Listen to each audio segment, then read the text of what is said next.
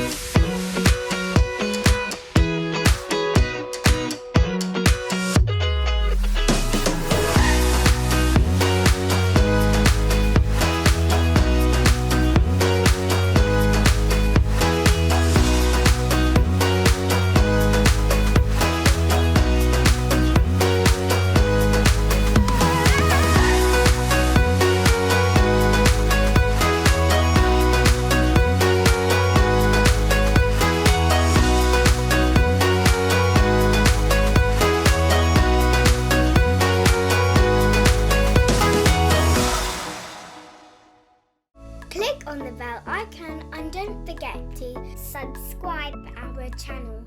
Have fun!